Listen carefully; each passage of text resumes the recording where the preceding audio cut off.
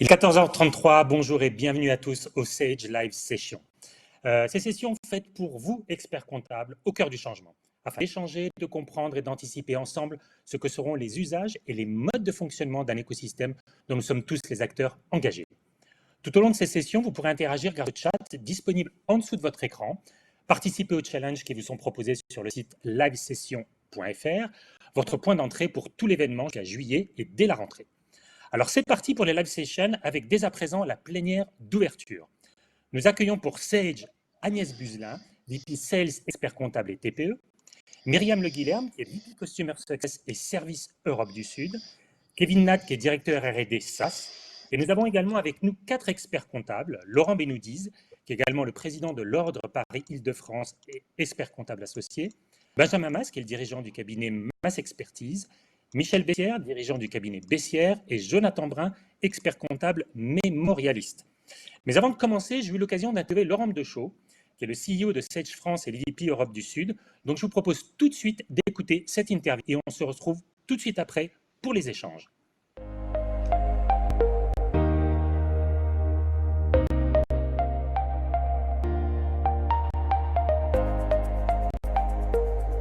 Bonjour et bienvenue dans ce live session et dans cette conférence qui marque le départ d'une série de rendez-vous à venir. Je suis très heureux de pouvoir rappeler combien les experts comptables sont importants pour Sage et combien leur rôle est clé aux côtés des TPE et des PME. Votre mobilisation a été totale et on a vu un engagement remarquable de l'ensemble des équipes des experts comptables pour apporter soutien et des conseils avisés auprès de toutes ces entreprises qui en ont eu grandement besoin.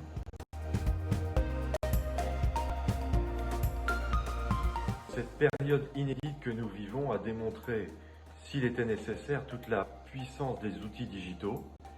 Je crois que nous en avions la conviction, mais on en a eu maintenant la démonstration grandeur nature. Alors nous connaissons bien la réalité des experts comptables qui ont à la fois besoin de gagner en efficacité dans leur quotidien et d'être accompagnés dans l'évolution de leur mission. C'est pourquoi notre vision est celle d'une innovation utile qui allie la puissance fonctionnelle de notre offre à l'expertise des partenaires de notre marketplace. Notre ambition finalement, c'est d'accompagner les besoins de la profession le plus concrètement possible. Pour cela, nous sommes à des attentes des experts comptables et nous innovons dans ce sens. Notre objectif, c'est d'améliorer la productivité et le collaboratif pour permettre aux experts comptables de mieux servir leurs clients en matière de conseil et d'expertise. Et puis de mettre à disposition des solutions SaaS, toujours plus de services connectés, pour accompagner cette recherche de gains de productivité et de proactivité, et cela passe par des solutions agiles et par l'intelligence artificielle.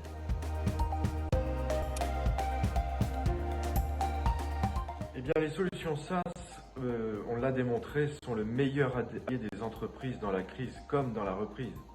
Nos équipes développent ce type de solutions depuis des années et nous avons renforcé et accéléré la mise à disposition de nouvelles fonctionnalités.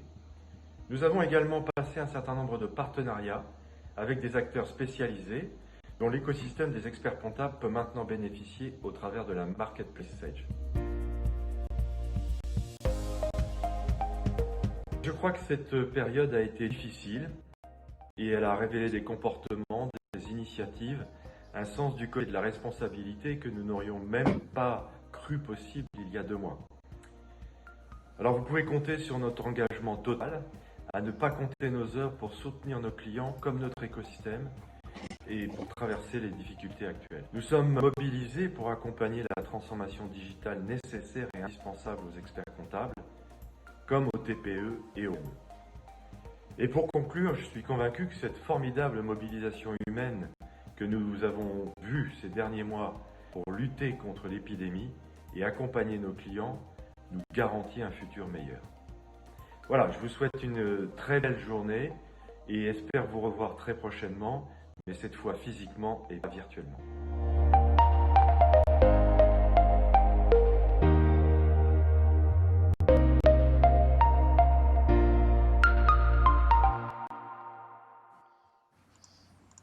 Merci Laurent. Alors nous allons attaquer une première partie autour de cet écosystème bouleversé avec Agnès Buzyn et avec Laurent Benoudiz. Alors tout d'abord, Agnès, On le voit dans cette interview, grand, vaste enjeu. Alors, du côté de CSH, comment vous allez relever cet enjeu? Alors, bonjour Patrick déjà, et bonjour à l'homme de la profession expert comptable qui nous écoute aujourd'hui. Juste un petit mot avant de vous répondre. Bien évidemment, ravi de lancer cette série de conférences, d'ateliers, de démonstrations live, de débats qui vont vous accompagner au fil de ces prochains mois. Et faire de redite sur l'introduction de Laurent Deschaux, oui, la crise sanitaire a accéléré de fait la digitalisation, la numérisation au sein des cabinets qui étaient déjà en marche, hein. Elle a surtout fait émerger, je pense, une prise de conscience de nouveaux défis pour les experts comptables, mais aussi pour l'ensemble des entreprises françaises. On va aller à nos invités le soin de s'exprimer sur leurs enjeux, sur la dimension que prend plus que jamais, je pense, l'accompagnement et le conseil de leur métier vis-à-vis de clients. On est au cœur d'un changement qui touche autant les usages que la manière de penser, d'agir, de s'informer, de travailler, de collaborer. Nos objectifs d'hier concernant Sedge et de demain n'ont pas changé, hein, c'est au service et à l'écoute de nos clients. Apporter au cabinet expert comptable l'instantanéité de l'information dont ils ont besoin, pourvoir des solutions et services qui leur permettent de gagner en efficacité, en sécurité, et surtout de se focaliser sur leur de conseil auprès de leurs clients et aujourd'hui de les accompagner dans la reprise de leur activité. Alors on le verra, hein, le SaaS et le collaboratif sont des gros contributeurs, mais aussi l'intelligence artificielle, la dématérialisation, l'automatisation des tâches comptables, l'exploitation des data, et tout cela ne sont que des étapes. Parfait. D'ailleurs, on va pouvoir, durant cette session, développer tout ça. Laurent, à votre tour, par rapport à la période actuelle, les enjeux pour vous, Laurent Benoudiz, vous, les enjeux des experts comptables dans cet écosystème bouleversé. Oui, bonjour Patrick, bonjour à tous, merci de votre invitation. Aujourd'hui, on se rend compte que la dématérialisation de la relation avec le client était absolument indispensable en période de confinement. Et le constat qu'on peut faire au niveau de l'ordre des experts comptables, c'est qu'on a aujourd'hui malheureusement une fracture qui est en train de se créer au sein de la profession entre ceux qui étaient euh, facilement adaptables, qui avaient des cabinets qui pouvaient en un claquement de doigts passer en mode télétravail avec une relation dématérialisée avec la plupart des clients et pour lesquels euh, il n'y a pas eu trop de thé dans la relation. Et puis certains cabinets qui n'ont encore pas de serveur hébergé, d'accès distant, qui continuent à travailler selon des méthodes qui aujourd'hui ne sont plus efficaces, avec une comptabilité annuelle, des clients qui sont au régime simplifié d'imposition. Donc on a toutes les pièces qui arrivent au mois de février, au mois de mars. Et là, on s'est retrouvé dans des situations pour eux particulièrement compliquées. Ce qu'il faut quand même relever, c'est que l'intégralité de la profession, il n'y a quasiment aucune exception, a montré son utilité auprès des entreprises en privilégiant l'accompagnement, le conseil, le suivi dans les demandes d'activité partielle, le suivi dans les demandes de financement de PGE. Et donc, là, on a tous été au rendez-vous, quelles que soient les modalités qui ont ensuite été mises en œuvre pour assurer la poursuite et la continuité de la production comptable et la production des comptes 2019. Donc, moi, ce que je vois, c'est que je rencontre beaucoup d'experts comptables. Certains sont à jour, les bilans sont quasiment terminés, la période est derrière eux, ils sont en train de finaliser les dernières, les derniers retardataires et les déclarations d'impôt sur le revenu, quand d'autres, malheureusement, ne sont qu'à un tiers ou la moitié de leur production annuelle et s'interrogent sérieusement sur la manière dont ils vont pouvoir respecter ce délai du 30 juin qui est la couperée à la fois pour l'établissement des comptes et les déclarations d'impôt sur le revenu. Donc, une profession qui, globalement, était au rendez-vous, a répondu présent dans l'accompagnement, mais qui subit de manière plus ou moins difficile l'impact de cette période compliquée pour tout le monde. Alors, je crois qu'on est finalement dans une histoire de transformation numérique pour les cabinets. Oui, en fait, la grande difficulté de la transformation numérique, c'est qu'elle n'est pas numérique, en fait. Elle est plus relationnelle. Et en vérité, elle s'appuie essentiellement sur la capacité qu'on va avoir à mobiliser nos collaborateurs dans, dans un nouveau métier. Alors, c'est pas un métier qui est complètement inconnu chez nous, mais qui nécessite de faire comprendre aux collaborateurs que ce qu'on attend d'eux, c'est pas une comptabilité juste et des déclarations de TVA correctes faites dans les délais. Ça, c'est les minimums. Ce qu'on attend, en fait, c'est une relation étroite et permanente, un accompagnement des clients. Ça veut dire un accompagnement en matière de gestion, un accompagnement en matière de revient, un accompagnement sur tout un tas de sujets. C'est dans leur domaine de compétences. On va y venir après, Mais justement. malheureusement, voilà, mais malheureusement, ça nécessite, en fait, de considérer qu'un cabinet d'expertise comptable, c'est une entreprise et une entreprise avec des collaborateurs, ça se manage. Et cette dimension, managériale, elle est pas assez présente, dans beaucoup de cabinets. Souvent, on est, dans un mode de fonctionnement un peu artisanal, où la technique, est la pierre angulaire de tout, alors qu'en vérité, c'est la gestion des personnes, c'est la gestion de la relation avec le client. Alors, le numérique, c'est ce qui est sous-jacent et c'est ce qui est la base de tout, mais les véritables efforts à faire, c'est pas dans le choix de l'outil ultime, le meilleur outil, celui qui n'existe pas et que tout le monde réclame, mais c'est dans l'appréhension de ces différentes solutions qui existent aujourd'hui. Et on sait qu'on peut le faire en l'état actuel de ce qui existe sur le marché. Encore faut-il modifier nos comportements, modifier et faire évoluer nos collaborateurs pour qu'ils aient bien conscience et bien compris ce que c'est qu'un métier. Le collaborateur d'un cabinet d'expertise comptable, c'est pas un métier de comptable. Ça va beaucoup plus que ça. On va écouter Agnès à ce sujet, justement. Agnès, j'aimerais vous entendre, vous, dans cette logique, effectivement, d'évolution. Euh, donc, concrètement, Agnès Buzyn, sur tout ce qui est accompagnement, ce changement.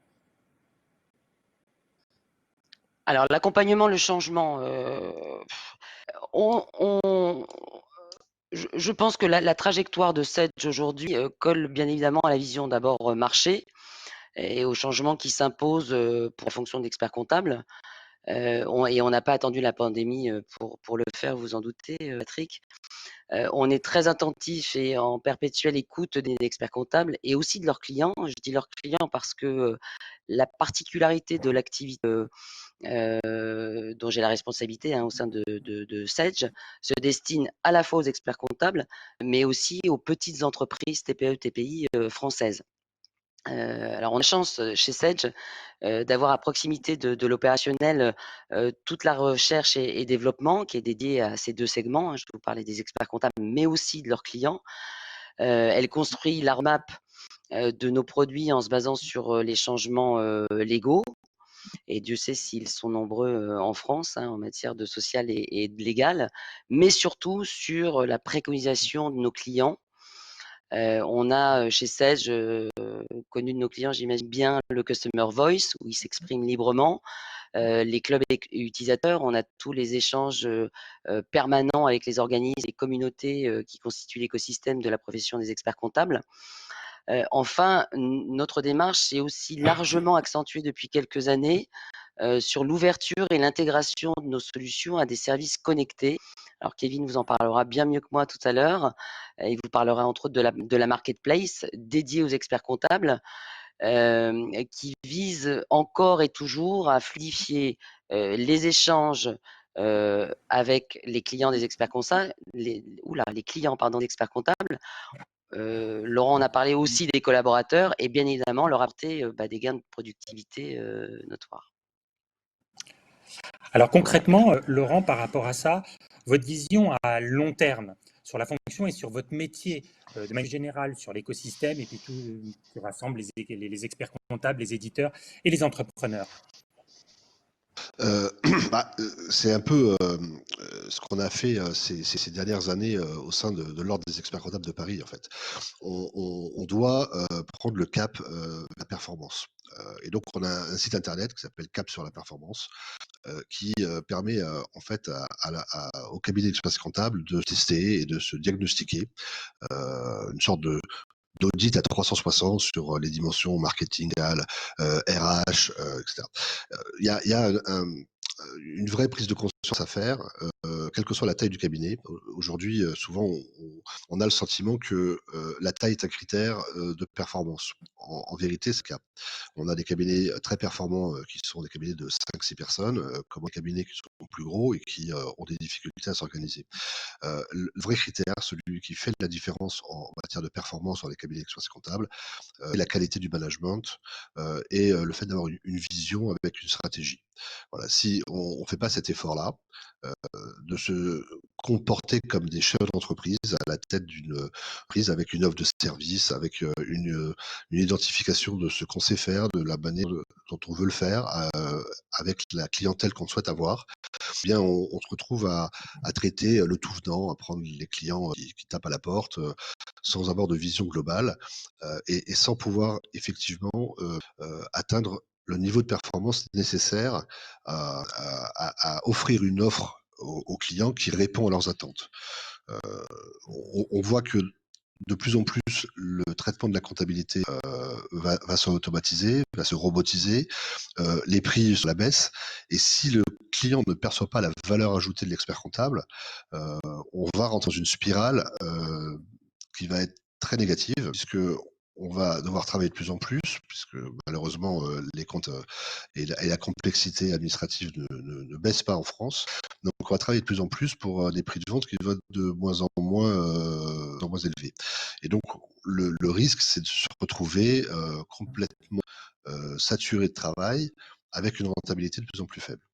C'est pas un chemin qui est inexorable. Il y a des cabinets qui ont réussi à faire des choix différents, une organisation différente, qui font en sorte d'avoir des collaborateurs qui ne sont pas complètement chargés à 100% en début d'année, de manière à pouvoir traiter des missions particulières. Et on l'a vu avec le Covid, on s'est retrouvé dans une période de crise, à une période qui est particulièrement compliquée pour les experts comptables, qui est la période des bilans. Et si vous n'avez pas un peu de mou en termes de disponibilité de collab, vous n'êtes pas capable de répondre sans vous retrouver tout de suite dans le rouge. Et donc ça nécessite d'avoir une vision plus large de ce qu'on est capable d'offrir, des services qu'on est capable de proposer et de rajouter de la valeur ajoutée pour que nos clients comprennent que ce qu'ils cherchent chez nous, c'est de la sécurité et c'est de l'accompagnement dans la gestion en vue d'optimiser la performance de leur business. Et pour ça, il faut que le cabinet soit géré comme une vraie entreprise. Alors, on voit très bien l'importance de l'humain. Je crois que vous avez aussi lancé une opération d'entraide qui était destinée à ce que certains experts comptables puissent aider d'autres dans la période qu'on a connue. Oui, en fait, on a mis en place il y a 2 ans un premier dispositif pour essayer d'accompagner les experts comptables qui sont en risque de burn-out. On a eu en 2019 une dizaine d'appels de consoeurs et de confrères qui adressaient de manière anonyme à un psychologue pour essayer d'identifier quels étaient leur éloignement par rapport à cette crise compliquée de burn-out où on rentre dans une spirale où on a du mal à identifier les priorités, on est noyé, on s'en sort plus, on travaille plus on travaille, moins on a les idées claires, moins on a les idées claires compliquées, on commence à entraîner du retard, on retravaille encore plus. Voilà, et tout ça, ça peut se passer, ça peut finir très mal. Donc ce dispositif qui a été mis en place, on essaie de l'adapter évidemment à la situation du Covid, et notamment, on a souhaité pouvoir mettre à disposition des cabinets qui étaient eux-mêmes en situation de ne plus être en capacité de produire, parce qu'ils étaient eux-mêmes malades ou qu'il y avait des collaborateurs qui étaient atteints par la maladie. Et donc, on s'est dit que une aide financière n'était pas nécessairement la chose qui était plus simple à faire pour nous. Par contre, une aide humaine, en mettant à disposition de ces cabinets des consoeurs et des confrères qui connaissaient les outils qui étaient utilisés dans le cabinet, était peut-être bienvenue pour permettre de rattraper les retards et de produire des payes ou des déclarations de TVA et ne pas laisser les clients dans une situation compliquée.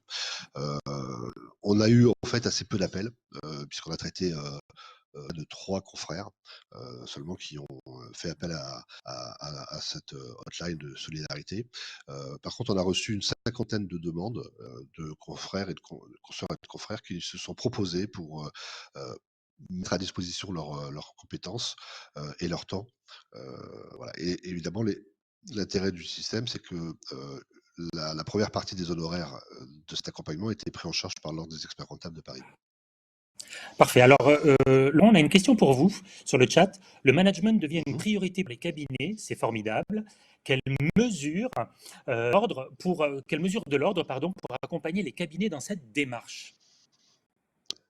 Ce qu'il faut avoir en tête, c'est que malheureusement, on ne claque pas des doigts et on transforme son cabinet. C'est un processus qui est long et compliqué. Pour ça, on a commencé à réformer le contrôle qualité. Le contrôle qualité, en fait, c'est un confrère ou une consoeur qui vient dans votre cabinet pour s'assurer que vous respectez les normes. Mais ça, cet objectif de respect des normes, c'est un des objectifs du contrôle qualité. Les autres objectifs du contrôle qualité, c'est d'améliorer la performance du cabinet. Et ce volet-là est complètement oublié ces dernières années en matière de contrôle qualité. On se focalisait uniquement sur le fait qu'ils respectaient bien les bonnes normes en faisant les croix dans les bonnes cases. Donc, on a commencé d'abord par distinguer dans le contrôle qualité 2 volets. Un volet respect des normes et un volet performance.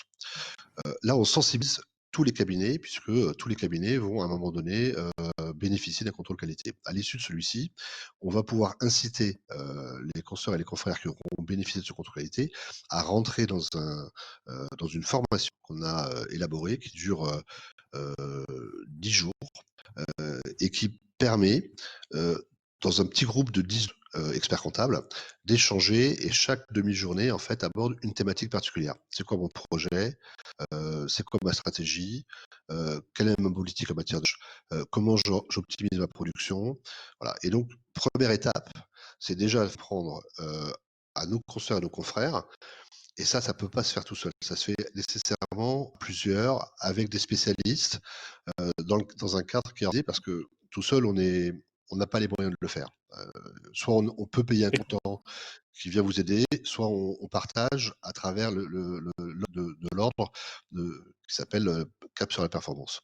Une fois qu'on est rentré dans cette Performance Academy, on a élaboré des formations à la fois en ligne et en présentiel, qu'on appelle les e-calls, et qui s'adressent aux collaborateurs. Mais évidemment, si l'expert comptable lui-même n'a pas fait en premier cette démarche, l'intérêt d'envoyer ses collaborateurs n'est pas nécessairement une bonne idée. Donc la première étape, c'est déjà que chacun ait défini, avec ses associés ou seul s'il travaille seul, quelle est la manière dont il souhaite positionner son cabinet, dans quelle orientation il souhaite l'envoyer, comment il va structurer tout ça.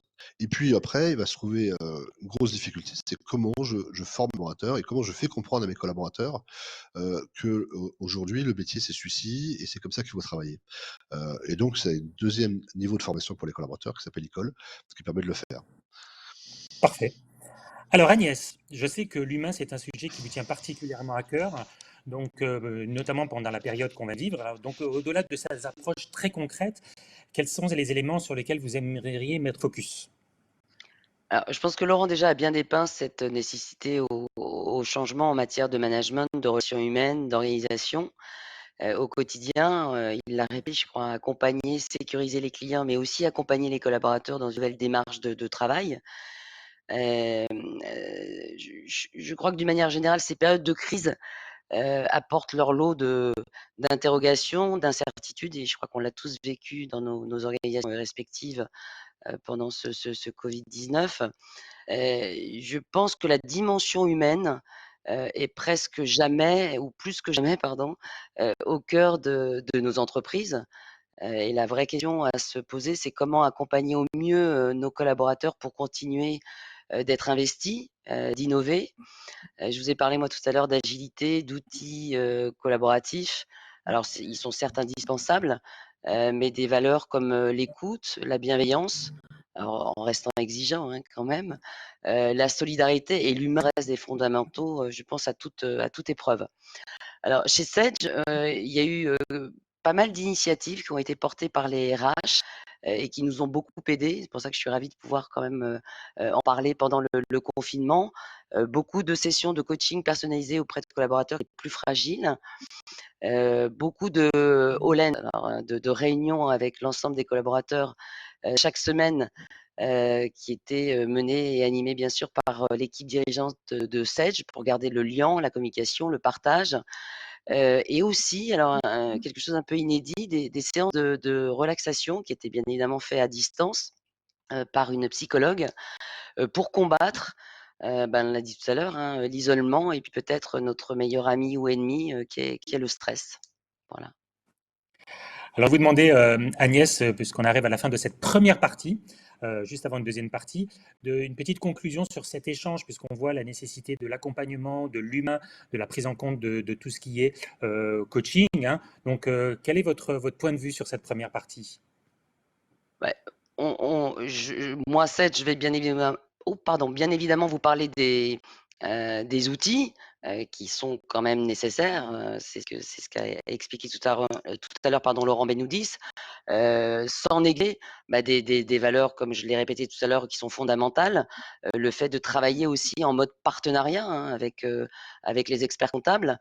On se doit de leur donner des informations, on leur doit de leur apporter des services qui contribuent encore une fois à leur efficacité, mais on doit aussi travailler ensemble pour le service, l'agrément et la sécurité de leurs clients, donc les TPE, TPI.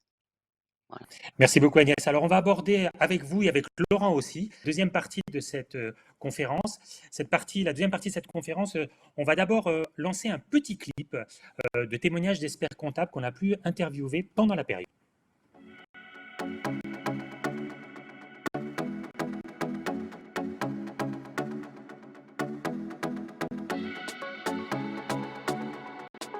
On est en train de comprendre de nouvelles choses tous les jours sur notre métier, sur l'évolution de notre métier, sur la façon dont on fait notre métier au quotidien.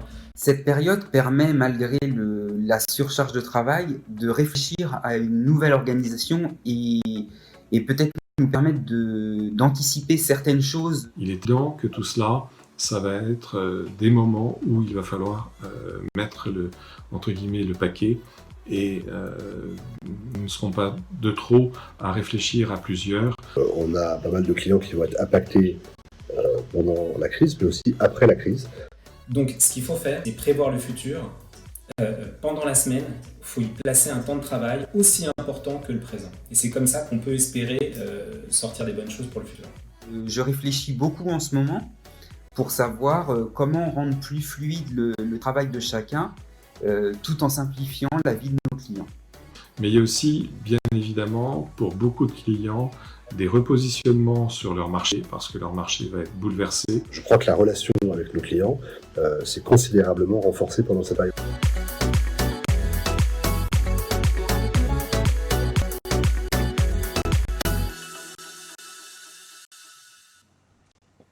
Alors, nous allons aborder dans cette deuxième partie, pour un premier sujet, tout ce qui concerne la vision autour de la solution ou des solutions.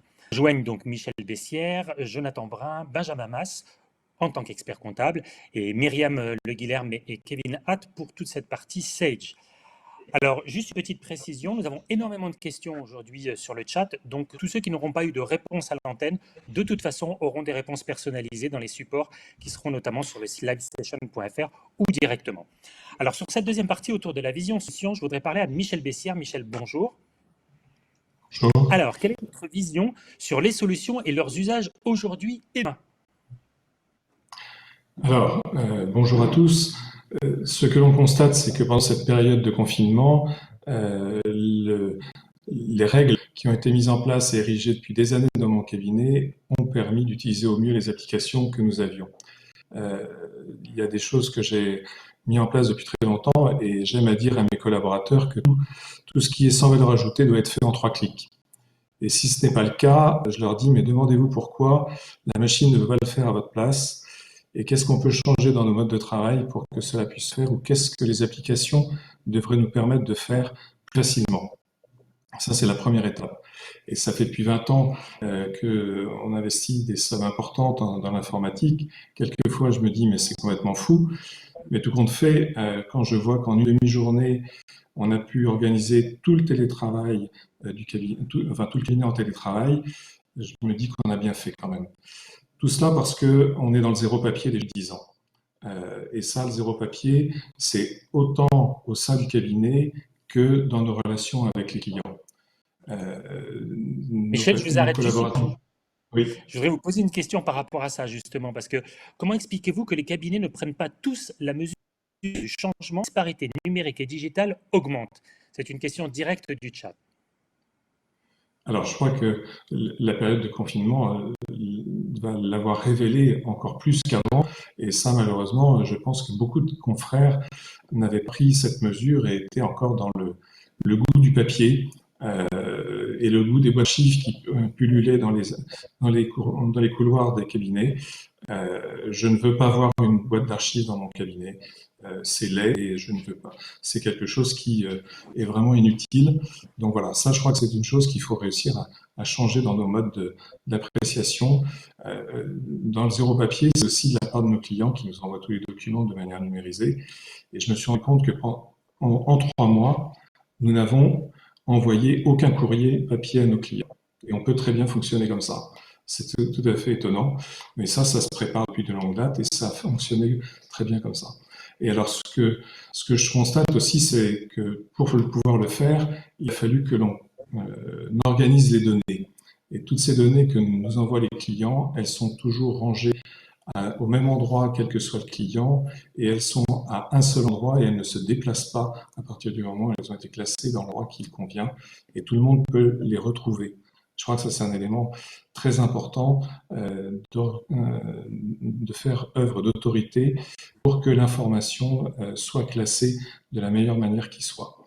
Ensuite, je crois que ce que nous attendons, nous, beaucoup de l'évolution des applications, c'est que nous puissions traiter de plus en plus d'informations qui nous sont confiées par nos clients, et en cela, l'intelligence artificielle sera sûrement un secours indéniable pour éviter de rester dans la problématique de faire des déclarations de TVA au carré, comme le disait Laurent Benoudis tout à l'heure, mais que nous puissions analyser les demandes qu'ont nos clients et qu'on puisse avoir le temps de les cocooner. La période que l'on vient de traverser, elle a été extrêmement chronophage dans l'accompagnement au quotidien, et pour ça, il faut être débarrassé de tout ce que l'on pouvait être amené à faire jusqu'à présent, et cela, je le dirais, à tous les niveaux des collaborateurs, que ce soit le collaborateur qui est en relation directe éventuellement avec le client, mais aussi chef de mission, directeur de mission. Tout ça, toutes les personnes doivent être dans leur domaine de compétences, à même d'être à l'écoute et d'être capables de répondre aux besoins des clients qui nous confient des volumétries de données de plus en plus importantes dans des domaines de la vie d'entreprise qui s'élargissent en plus par rapport à ce que nous avons l'habitude de rencontrer dans nos cabinets par le passé. Voilà. Et ça, je crois que en cela, nos cabinets ont révélé leur utilité sociale auprès des clients. Cela est très fort aujourd'hui quand j'entends les retours que font les clients auprès du cabinet, mais aussi à l'égard de tous les confrères qui ont pu accompagner leurs clients pendant cette période au sein de l'Association des experts comptables de l'Essonne, que j'ai l'honneur de présider.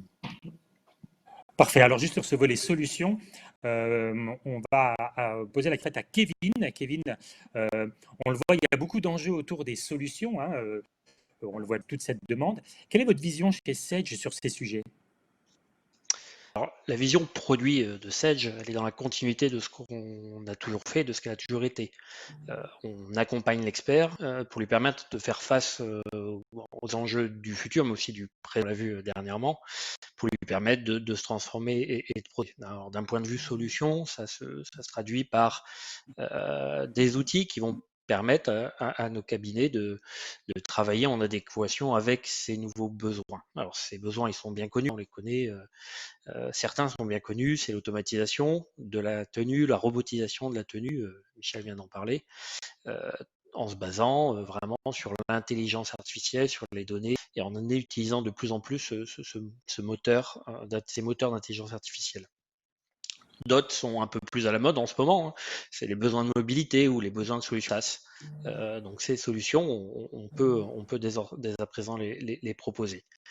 Et il y a encore d'autres besoins qui sont aujourd'hui encore à découvrir, et je dirais même plus à co-découvrir ensemble ou à co-inventer, parce que il y a encore plein d'usages que cette data et que cette intelligence artificielle va nous permettre de faire dans le futur.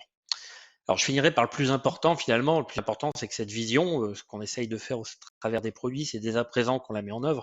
On a déjà réalisé donc l'ouverture de nos produits historiques, qui sont ouverts sur l'extérieur, sur les écosystèmes de partenaires, on l'a déjà dit, au sein d'une marketplace, dont le but, c'est vraiment de permettre d'accéder directement et simplement depuis nos outils à tout un ensemble de partenaires et je dirais même d'usages nouveaux, et de permettre vraiment à nos clients de se mettre en adéquation avec leurs propres besoins. Voilà. Alors Kevin, j'ai une petite question. On nous demande quel est l'avenir de Koala. Est-ce une espèce menacée? Ben non, comme je viens de le dire, on est vraiment sur un autre produit historique, un Koala, qui a été ouvert et sur lequel on a mis cette marketplace, et avec lequel on est en train d'apporter encore plus de valeur en s'alliant avec donc des partenaires qui sont présents produits directement et qui vont permettre d'augmenter sur des sujets différents, des sujets qu'on n'adresse pas de manière historique dans les produits, pour permettre justement d'accéder à ces nouveaux sujets. Voilà. Parfait. Ben d'ailleurs, tous ces partenaires, une grande partie en tout cas, on les aura la semaine prochaine, le 25, pour une autre session, une autre e-conférence autour de tout cet aspect innovation. Alors justement, Jonathan qui est avec nous, expert comptable mémorialiste. Jonathan, comment pour vous doivent s'inscrire les gens dans le changement que nous vivons? Oui, bonjour Patrick, bonjour à tous.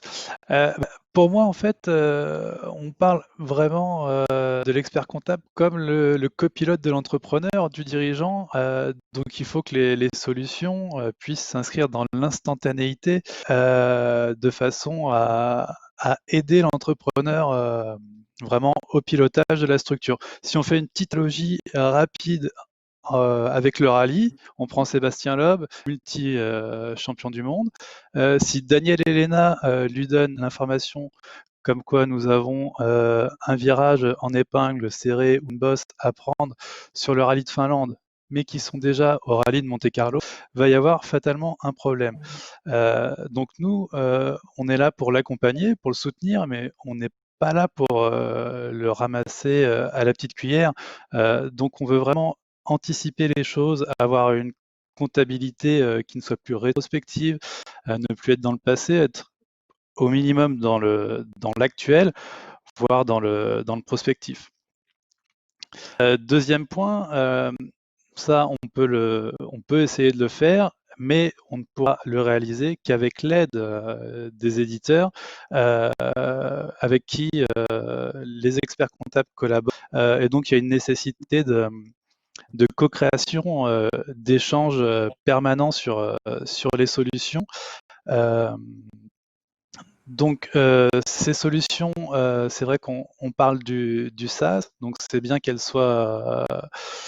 la donnée soit accessible à distance tout le temps. Il faudrait qu'elle soit également crossover, multiplateforme. On peut se connecter avec le mobile, avec la tablette, avec l'ordinateur, et ça c'est quand même vraiment bien. Et on a vu l'avantage d'avoir ces données à distance à tout moment, notamment dans la période sanitaire récente. Voilà ce que je pouvais vous dire. Et après, il y a donc l'aspect transversal en termes d'accès et en termes de dossier, peut-être, où on pourrait faire une exploitation de la donnée encore plus importante. Voilà, Patrick. Ce que je retiens par rapport à ce que vous venez de dire, c'est aussi cet aspect de co-création. Donc, j'aimerais entendre Kevin sur ça. Alors, du coup, vers quoi on tend justement sur les solutions Sage dans cet esprit de co-création? Alors, pour cette co-création, en fait, il y a 3 choses qui me viennent. La première, c'est effectivement cette co-création avec nos clients, avec nos experts comptables et avec leurs clients, les entreprises. Dans notre service R&D, on travaille en direct, en prise directe avec des clients et avec des cabinets pour leur permettre d'avoir voix directement dans le produit. Donc, on parlait tout à l'heure, par exemple, de Customer Voice, qui va permettre à n'importe qui de proposer ou d'améliorer les produits. Et ça, c'est traité directement à R&D. Et donc, ça nous permet d'avoir cette voix du client. On parlait tout à l'heure aussi des clubs utilisateurs, comme le club premium, d'avoir directement cette voix du client et nous permettre de construire le produit qui correspond vraiment aux besoins des utilisateurs. Alors, cette co-construction, elle se fait aussi en collaboration avec l'institution, avec des syndicats professionnels, du bâtiment des entreprises, mais aussi les syndicats professionnels de la profession, avec le syndicat Syntec, le syndicat des éditeurs.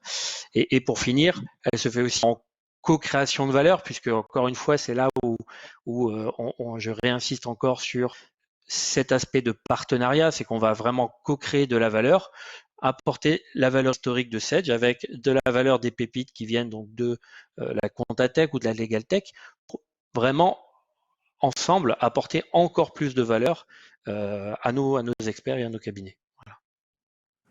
Parfait. Alors, on voit que les modes de fonctionnement changent. Benjamin Mas, vous qui êtes expert comptable, partagez-nous un petit peu votre expérience. Comment les voyez-vous évoluer ces modes de fonctionnement, notamment par rapport aux solutions qui sont aujourd'hui disponibles? Bonjour Patrick. Oui, effectivement, on l'a dit avant, comme tout le monde l'a dit, le métier est en train de changer. Il change depuis longtemps et il continue encore, le changement s'accélère. Alors tout d'abord, la digitalisation, c'est le sujet depuis un certain temps, mais on n'est pas encore arrivé au bout.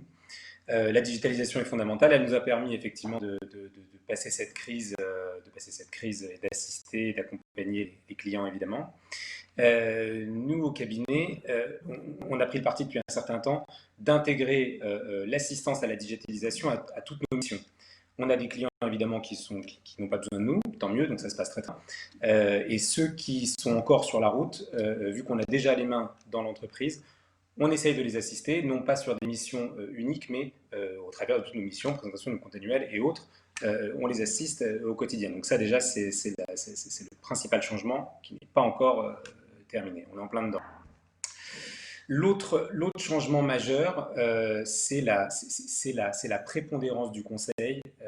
Si on ne l'avait pas encore vu avant, aujourd'hui, c'est très très clair.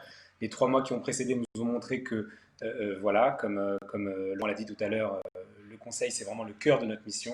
On est là pour assister nos clients, pour leur permettre soit de passer un moment difficile, soit de franchir un step, soit d'être proactif et d'expliquer où est-ce qu'ils pourraient aller alors qu'ils ne l'ont pas encore complètement défini. Voilà, d'être proactif et ça se fait avec le conseil. Il y a un tout, la digitalisation, donc le conseil, c'est en automatisant, en robotisant certaines missions de base. On essaie de le tendre à 100%, même si on en est encore un petit peu loin aujourd'hui. Ça nous laisse beaucoup plus de place pour le conseil. On parle de choses vraiment importantes, vraiment intéressantes avec nos clients et pas de facture ou de saisie. Voilà, donc le mode de fonctionnement, vous me posez la question sur le mode de fonctionnement, on est en train de définir avec les éditeurs que dans les 3 années à venir, l'automatisation de la compta va être quasiment optimale. Alors, on ne va pas tendre encore une fois vers le 100%, mais on aura pas mal de petits systèmes, je ne vais pas rentrer dans les détails, mais on est en train de travailler sur pas mal de choses qui font que la compta est en train de complètement s'automatiser. Et ça va nous permettre, encore une fois, d'avoir les mains libres pour le cœur de notre métier, savoir le conseil et l'accompagnement. Alors concrètement, Benjamin, je crois que vous avez une idée très précise sur la compta, l'analyse des données. Comment ça s'organise tout ça par rapport à votre vision? Alors oui, effectivement, ça fait quand même pas mal d'années qu'on se rend compte aujourd'hui que nous, en tant qu'experts comptables, on récupère de la donnée, on récupère de la data, et ça fait un petit moment déjà qu'on essaye de trouver, de recruter, de travailler avec nos collaborateurs, avec des personnes qui soient à la fois comptables et à la fois data analystes, des personnes qui analysent les données. puisque la manipulation de chiffres, la manipulation de données, c'est une partie intégrante de notre métier. Et pour être très concret, aujourd'hui, on recherche plus de data analystes que de comptables au bureau. Donc, j'ai des data analystes qu'on éduque dans notre métier. Et voilà, et c'est un vrai défi puisque la formation n'existe pas encore. Mais j'espère que ça va venir dans les années qui vont venir, des comptables data analystes. Pourquoi pas? Alors Kevin, on le voit encore ici, des solutions qui se doivent d'être en adéquation avec les changements. Concrètement, notamment sur la data et autres, qu'est-ce que vous pourriez nous dire? Alors, déjà, moi, je voudrais revenir aussi sur le côté copilotage. Il y a deux choses importantes qui ont été dites. C'est l'expert en tant que copilote. On a cette particularité chez Sage, donc d'adresser au sein de la direction d'Agnès la petite entreprise et l'expertise comptable. Donc on peut aussi permettre à nos experts de mieux collaborer et de mieux travailler avec leurs clients. C'est quand même nos outils qui vont leur permettre de faire ça. On va du coup accompagner en leur proposant, et sur des offres sur lesquelles on travaille déjà, des offres finalement comptables dédiées sur le mode SaaS, des offres du futur effectivement. Et dans cette offre, le dernier point, c'est qu'on va y intégrer effectivement de la data. Comment permettre à nos experts d'exploiter leur data, comment leur permettre de permettre à leurs clients de l'exploiter également. Donc on parle ici d'accompagnement au sein des produits, d'accompagnement technologique, mais ça va beaucoup plus loin que ça. On parle aussi d'accompagnement légal, puisque quand on parle de data, arrivent tout de suite certains aspects légaux de RGPD, par exemple, d'accès aux données, certains aspects aussi d'anonymisation du coup. L'anonymisation, c'est beaucoup plus compliqué qu'il n'y paraît, mais aussi un problème de représentativité des données. Quelqu'un qui est tout seul, même s'il est anonyme, il n'est pas très anonyme. Et pour finir, je dirais sur l'aspect aussi sécurité. Les données, à partir du moment où on les a, on en est responsable et il faut mettre en place tout un système autour de ces datas pour les protéger, éviter qu'elles se fassent hacker ou rançonner depuis le cabinet. Enfin, chez Sage, on travaille aussi sur une IA qui se veut aussi éthique. L'IA, c'est un outil qui est extrêmement puissant. On peut vraiment en faire ce qu'on veut, mais on peut aussi en faire des choses un peu compliquées. Et on travaille beaucoup sur un aspect vraiment éthique de notre IA et du coup un aspect éthique aussi de l'exploitation des données. On le verra, c'est un sujet qui va devenir de plus en plus important, cette éthique de la data. Et c'est très bien que vous vous intéressiez au sujet, que vous agissiez dans ce sens-là. Mais une petite question pour vous, toujours sur Koala, décidément, c'est le succès de la journée.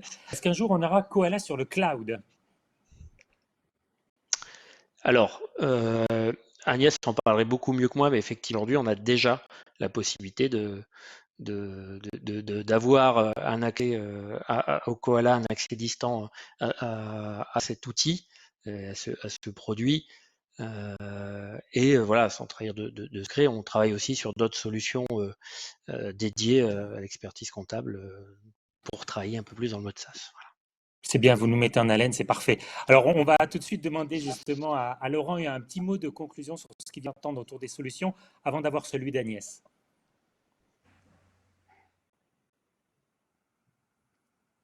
Ah, Laurent, vous entend pas, vous avez coupé votre micro, il faut que vous remettiez votre micro. Voilà, ça y est, Merci. excusez-moi. Oui, le traitement de la data, je sais que ça reste encore quelque chose d'assez nébuleux en ce qui me concerne. J'ai le sentiment que pour que ça soit efficace, il faut qu'on ait des volumes qui soient gigantesques. Et à l'échelle d'un cabinet, même un gros cabinet, je ne suis pas certain qu'on ait suffisamment de données pour exploiter cette data comme on l'entend aujourd'hui avec les logiciels d'IA. Je pense qu'il y a déjà une étape qui me semble nécessaire, c'est d'exploiter la data que les clients nous donnent pour leur restituer une information claire et compréhensible. En fait, notre métier, et en fait c'est ça la comptabilité, c'est de récupérer des données brutes qui peuvent être idéalement dématérialisées, mais parfois encore en papier, de la transformer dans une donnée pertinente. Pertinente, ça veut dire qu'elle est produite à un bon moment, elle donne des informations qui sont utiles. Et on est capable d'accompagner le client pour interpréter ces données avec lui. Voilà, c'est ça notre métier en vérité. Parfait. Envoyer un tableau de bord sous format Excel ou PDF à un client en lui disant voilà, je t'ai fait ton tableau de bord. Très honnêtement, je suis certain qu'il y comprenne grand-chose et que ça lui soit très utile. En fait, un accompagnement en gestion, ça veut dire une interprétation de ces informations par un expert. Donc, ça peut être aussi bien un collaborateur que l'expert comptable. Et c'est la valeur ajoutée qu'on va apporter là-dessus. C'est-à-dire qui va nous permettre de faire ce travail d'accompagnement.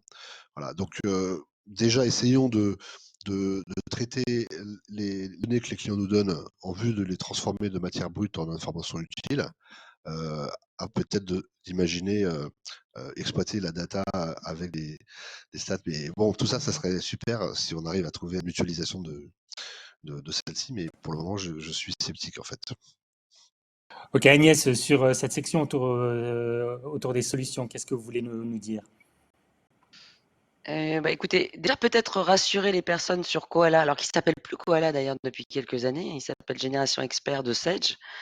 Donc on ne l'abandonne pas. Oui, pour la question qui a été posée sur le fait de pouvoir l'utiliser en mode SaaS, en tout cas en mode privé, on laisse le choix à nos clients de pouvoir l'utiliser en on-premise ou sur des solutions hébergées. Et c'est le cas de bon nombre de nos clients déjà aujourd'hui. Pour faire la petite conclusion sur l'aspect solution, je pense que beaucoup de choses ont été dites. Ça tourne toujours autour de la collaboration, la co-innovation avec les experts comptables au service, encore une fois, de nos clients. Moi, j'ai retenu effectivement un point essentiel et dans la trajectoire de la roadmap, c'est l'automatisation de tout ce qui est production comptable pour gagner en efficacité, en autonomie et se focaliser encore une fois sur de l'expertise et du conseil pour accompagner les clients côté expert comptable. Et puis, on l'a entendu aussi, pouvoir peut-être un peu mieux exploiter la data au service, encore une fois, des clients. Parfait. On va attaquer la deuxième partie qui concerne cette vision service autour toujours des changements et de l'écosystème qui est un petit peu bouleversé. Alors, on va demander tout d'abord à Benjamin Mas sa vision. Benjamin, votre vision sur le rôle du fournisseur et plus précisément sur l'accompagnement service. Oui, alors tout à fait. L'éditeur, on l'attend évidemment aujourd'hui plus qu'à n'importe quel moment, puisque les outils évoluent très très vite. On veut tout d'abord une accessibilité de la solution, une solution qui soit accessible partout. On a parlé du cloud, du SaaS tout à l'heure, Koala ou les autres. Aujourd'hui, on est tous multiplateformes, il n'y a plus de distinction, Mac, PC, quel que soit la marque smartphone, on veut pouvoir accéder de n'importe où et on ne veut plus avoir de contingence matérielle. Il faut que ce soit vraiment accessible et en cloud. Ça, c'est vraiment la base. Et effectivement, les éditeurs sont tous sur le sujet en ce moment. Il nous faut également une offre intégrée dès le départ. On parle beaucoup d'API, on en parlait encore tout à l'heure, là aussi Koala et sur d'ailleurs tous les autres logiciels. Tous les logiciels majeurs ont des API, donc des espèces de connecteurs sur lesquels on peut venir connecter des autres petits logiciels. Et nous, ce qu'on attend, c'est d'avoir encore une fois un outil qui soit complètement intégré, où on a tout à l'intérieur, on peut faire tout ce qu'on veut de A à Z. Si on veut ajouter des choses, des modules complémentaires pour certaines spécificités, évidemment, pourquoi pas, mais il nous faut une offre intégrée et accessible, et enfin instantanée, où on n'a plus de problèmes de connexion, de choses comme ça. Voilà, ça c'est vraiment notre base, et évidemment une assistance du quotidien. C'est ce qu'on attend, ok. Mais en tout cas, oui, est-ce que vous pouvez me développer un peu cette idée de co-construction avec l'éditeur sur ces questions de service, d'accompagnement? Alors oui, effectivement, nous, on apprend tous les jours, on apprend de nos clients, on apprend des demandes des clients, et je suis le premier à embêter les plateformes Sage et autres pour leur demander des modifications, des créations de modules, des choses comme ça. La plupart du temps, j'avoue qu'ils répondent présent. Déjà pour l'écoute, voilà, en disant voilà, ça ce serait bien, il faudrait qu'on fasse. Nous en interne, on a évidemment, c'est pas notre métier, on n'a pas la capacité de développer des outils. on le disait un petit peu plus tôt, effectivement, l'investissement informatique est important, mais si jamais l'éditeur peut être là pour nous éviter ça, nous écouter et nous sortir des modules, des solutions pour accélérer certaines choses, évidemment, pour nous, c'est l'idéal. Justement, on va en parler avec Myriam Le Guilherme sur justement la vision de Sage sur les services et plus largement que ce simple customer service, mais dans tous les échanges que vous pouvez avoir avec vos clients, en fait. Absolument. En général, on associe largement les services au customer service. C'est généralement ce qui se passe. Mais dans les faits, la relation et les services aux clients s'inscrivent en fait dans un cycle de vie qui est beaucoup plus large, beaucoup plus étendu que ça, et qui est marqué par des points de contact qui vont de la découverte de la solution, de son appropriation, de son exploitation et de son optimisation. Et ces points de contact sont pour nous essentiels parce qu'ils nous nourrissent et ils nous permettent aussi de répondre positivement en matière de service. Donc ces interactions, elles sont pour nous, elles sont capitales. Elles doivent donner pleine et entière satisfaction. C'est tout notre défi, c'est toute notre volonté au quotidien. Et c'est au travers de ces échanges, in fine, que le client va être guidé dans son cheminement. Il va pouvoir avoir l'aide dont il a besoin, la fluidité qu'il est en droit d'attendre d'un éditeur comme Sage. Et je dirais, bien sûr, quand on parle de vision service, on parle d'innovation, mais je pense qu'on l'abordera juste après. Mais au-delà du support, au-delà du service, in fine, ce qui fait la différence, c'est l'expérience dans sa globalité qui permet deux choses essentielles et intimement liées, qui est le succès de nos clients, parce qu'effectivement, ils peuvent circuler assez facilement et avoir ce dont ils ont besoin, mais également le succès de nos collaborateurs. Et je pense que les deux, très clairement, on a beaucoup parlé d'humain dans cette première partie, sont intimement liés. Merci. Alors justement, vous l'avez évoqué, parlons d'innovation avec Jonathan Brun. Là aussi, on est dans de nouvelles approches. Qu'est-ce que vous attendez, vous, Jean, en termes d'innovation sur les services ? D'innovation, écoutez, ce qu'on veut, et ce qui a été évoqué précédemment, c'est quand même de la réactivité et de l'accessibilité. C'est vrai qu'on a découvert depuis une dizaine d'années un outil qui est le smartphone, et on a vu qu'entre clics, on est capable de faire des choses formidables, des réunions vidéo à plusieurs, et ainsi de suite. Donc, il faut qu'on puisse avoir des outils dont le cabinet se serve pleinement et de façon optimale.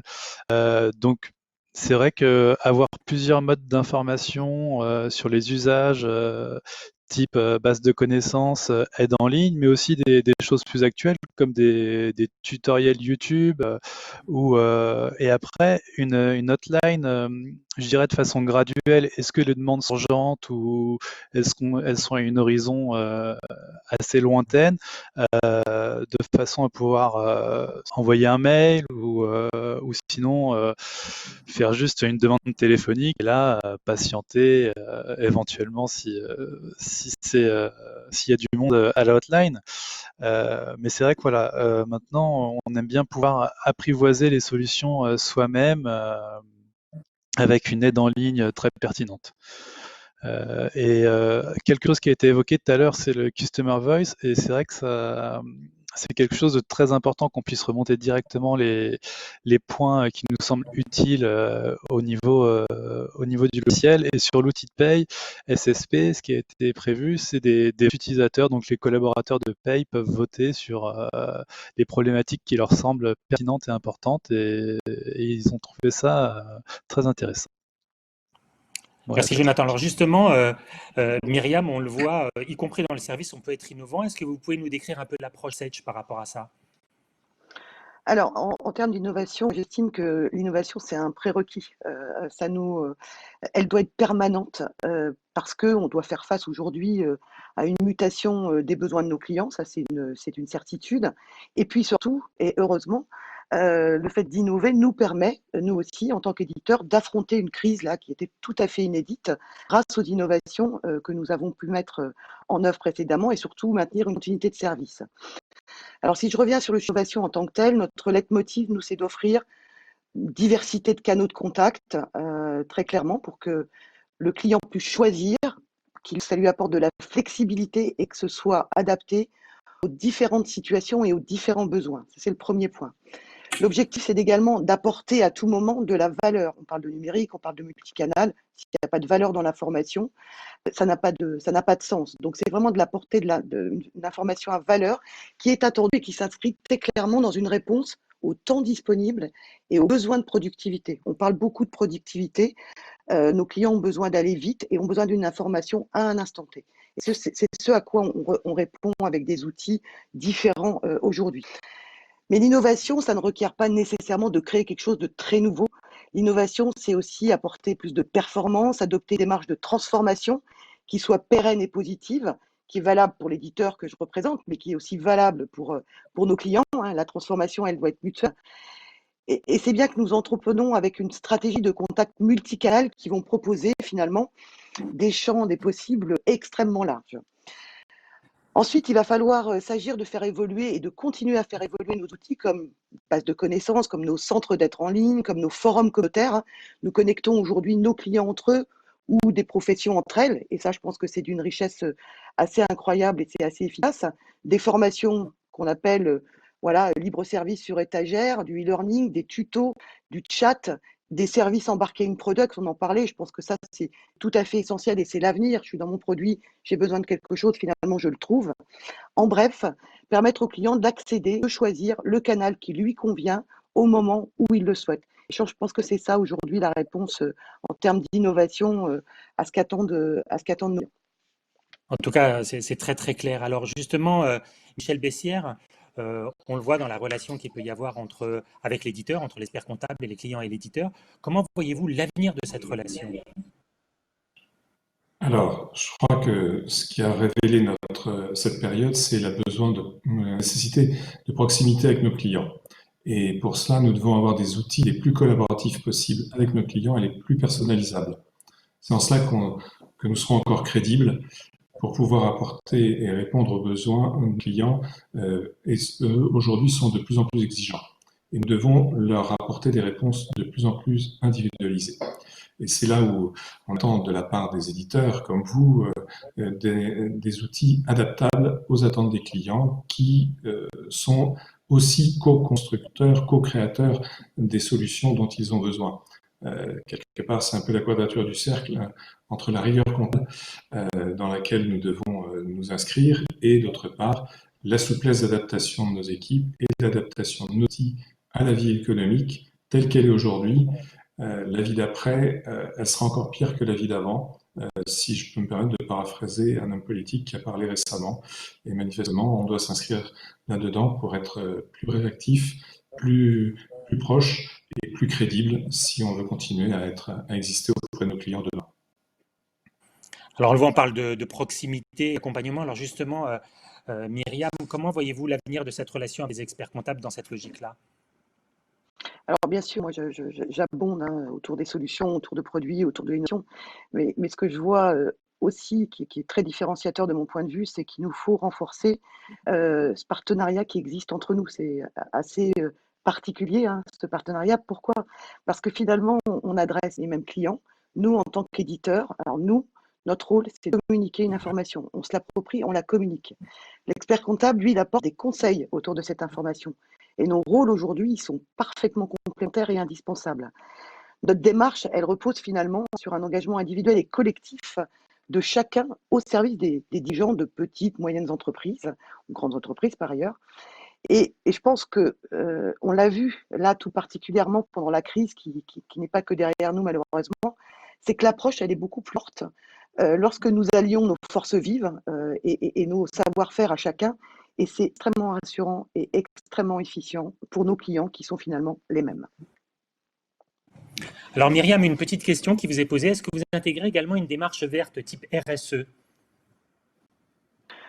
Oui, on a une démarche de type RSE chez Sage de manière générale, puisque globalement, on n'est pas sans savoir que nous adressons plusieurs segments de marché. Les grandes entreprises, globalement, il y a des grandes entreprises exigent aujourd'hui cette démarche. Nous l'avons anticipé et effectivement, nous travaillons sur le sujet. Oui. Parfait. Alors, en rebond sur cette deuxième partie, Agnès, un petit peu votre vision sur Sage et les services, justement. Alors, je suis un petit peu embêtée parce que je pense que Myriam a fait une très belle conclusion. Donc, je voudrais pas être dans la redite, mais parler d'une chose extrêmement importante. C'est l'intérêt de l'innovation, produit, solution et aussi service, et surtout une chose extrêmement importante, c'est la responsabilité individuelle et collective. Nous sommes garants de nos solutions et nous devons être garants de nos solutions vis-à-vis de nos experts comptables, garants aussi de l'information qu'on leur transmet. Et encore une fois, l'expertise et le conseil des experts comptables vient servir nos mêmes clients, hein. On parlait des TPE tout à l'heure. Donc j'insiste encore sur cette notion de partenariat et de travail collectif pour apporter le meilleur service. En tout cas, c'est la vision de Sage sur les aspects experts comptables comme sur l'ensemble des autres segments que nous adressons. Alors Agnès, juste avant d'avoir votre conclusion finale sur la conférence, j'ai 2 questions que je voudrais qu'on prenne. Il y en a une pour Laurent Benoudis. Il faudrait mutualiser les datas de tous les cabinets au niveau de l'ordre. N'y avait-il pas déjà un projet en ce sens lancé il y a quelques années?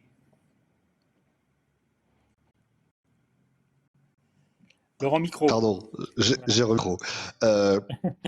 Oui, ça c'est un vieux serpent de mer. Quand est-ce que l'ordre des experts devient éditeur?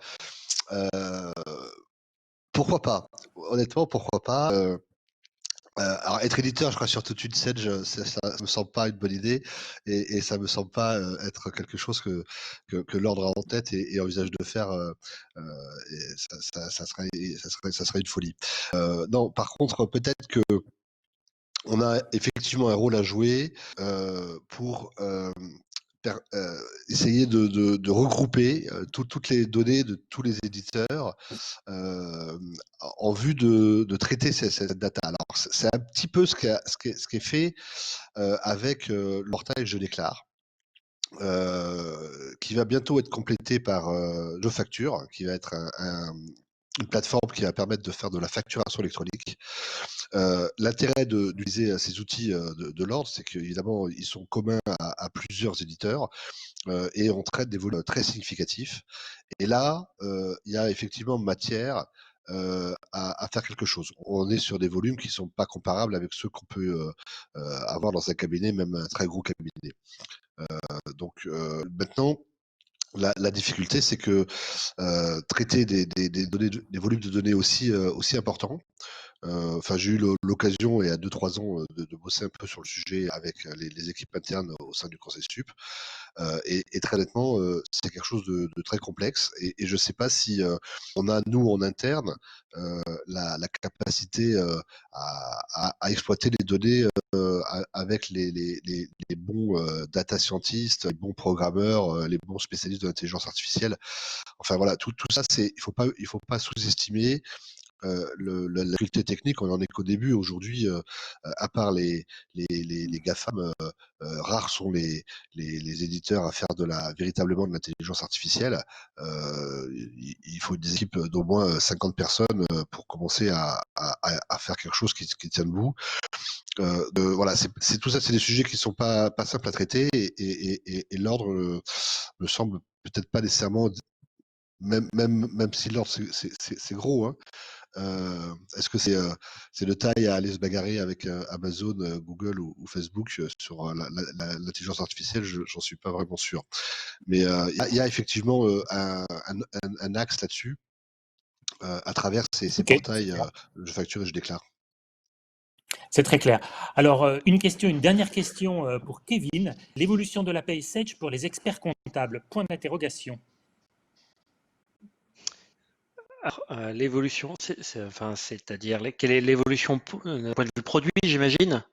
Oui, bien sûr, oui. Donc, oui, évolution d'un point de vue produit, c'est déjà notre plateforme SSP qui existe et qui est présente et qui s'enrichit tout le temps de nouvelles fonctionnalités, qui est notre plateforme de paye accessible en web.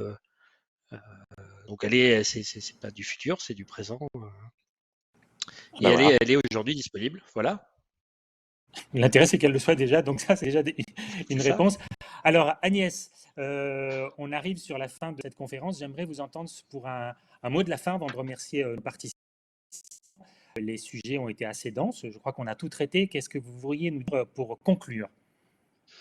Je pense que la thématique de cette plénière de lancement, c'était les experts comptables au cœur du changement. Je pense que chacun s'est exprimé sur la vision du cabinet d'experts comptables hier, pendant la crise, demain. Et je pense que c'est plutôt un bon lancement sur des sujets plus concrets que nous allons aborder sur les prochaines semaines. Et c'était juste un ton pour repréciser effectivement la mutation, la transformation qui s'opère actuellement chez les experts comptables. L'importance, on l'a dit aussi, de la relation humaine, du collaboratif, de la co-innovation. Et là, je vous invite du coup à vous inscrire à toutes les sessions qui vont suivre. Je pense que Patrick, tu vas les rappeler. Moi, juste rappeler que c'est une période en tout cas difficile parce qu'on on garde le lien, bien sûr, et la proximité avec nos clients, mais on est bien évidemment très peiné de ne pas profiter de tous les événements de cet été qui font honneur à la profession. Comme vous le savez, beaucoup d'événements sont transformés en virtuel. Donc, j'en profite pour les citer. On sera bien évidemment présent au congrès numérique ECF du 22 au 26 juin prochain. Il y avait le congrès aussi IFEC virtualisé lui aussi le 2 et 3 juillet. On a beaucoup d'événements malheureusement régionaux qui sont